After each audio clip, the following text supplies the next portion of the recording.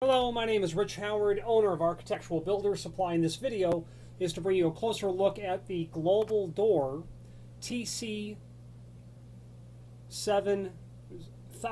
series overhead concealed door closers. This video will act as a placeholder video or a video to explain the entire series of these models. The one that I happen to have here is a 7010 ADA compliant adjustable spring tension 105-degree hold open at 150 degree. Forgive me, naturally I meant to say 105 degree. 150 degree would be a big hold open for a door like this.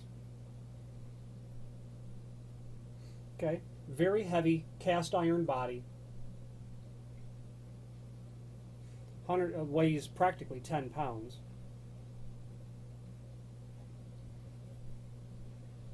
Now, this model specifically, and actually all of them, will be very generic in their description, referring to the summary of this sort of item. Concealed overhead closers are used when people prefer a concealed sort of mount, and that's actually a very common sort of situation to require.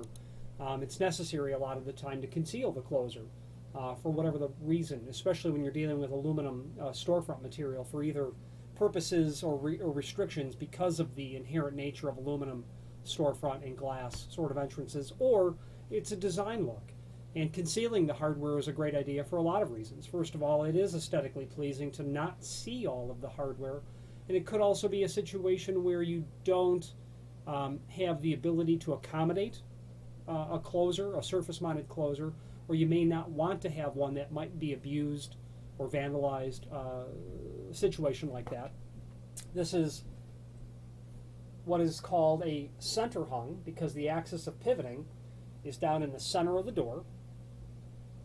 Okay, this is inherently double acting, so this will be very commonly seen in entrances to stores where you've got a door that does indeed swing in and out. Variations on that come with cylinder size, different spring powers. This one happens to be an ADA compliant where there is a lower spring power and therefore a lower closing power as well, but inherently double acting.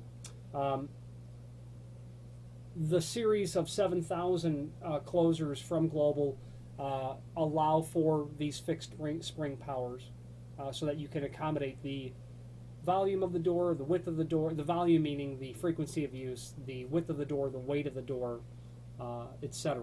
Now this closer specifically has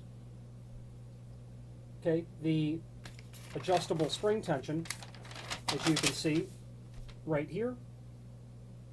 This is your ADA compliant where you can turn it up to accommodate different size doors. Okay. Now the mounting of this is actually very straightforward as well, and that's shown on page 1 of the installation instructions. And you're going to get everything that you you're going to get everything that you need for a typical installation when installing this material. And that includes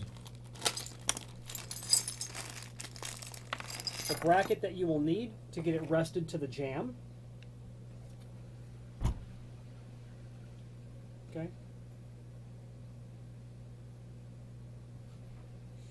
Your installation is going to be like that. Then you're going to get your angle bracket that will be towards the opposite end.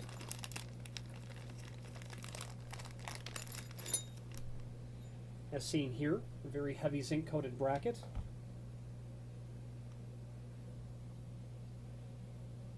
That will mate up to the opposite end. You'll have 2 bolts that hold it to the header, and then 1 bolt that will hold it secure. And in this case, it's right here. Now, this is a door closer body only, so it doesn't include any other items that you would require, like a arm or a bottom pivot, things of that nature. Okay. The other important aspect that you need to know is it's available in different degree of opening. You can do 90 degree or 105 degree. You could do hold open or non-hold open. Typically when we sell these, it's just as common to sell them in a replacement scenario as it is in a new scenario. So in either scenario, you'll have to determine first what is the degree of opening required. Now, obviously, 90 degree gets you perpendicular to the opening, and 105 gets you just a little bit past, and whether or not it needs to be hold open or non-hold open. It's important to know that. It could be a situation where if you go with hold open and they don't need it, well, then the complaint comes, you know, the door continues to hold open if somebody pushes it a little bit too far. So you want to be sure with your client or for your application whether or not that is required. So there are two valves that control the sweep area of the door closer and the latch area of the door closer. There is a diagram in the installation instructions that defines both of those, and you can see from there that the one that you've got there, well, which is the large arc and then the small arc. Well, one is the sweep.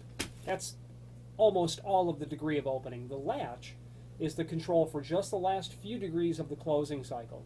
And it's important to be able to control both of those. You might need to control it when it's out at 45 degrees a little bit differently than you do when the door is, you know, in the last few inches of closing. And both of those valves are easily accessible after you get the unit installed. Here's your spindle. Obviously here. Okay, you're going to have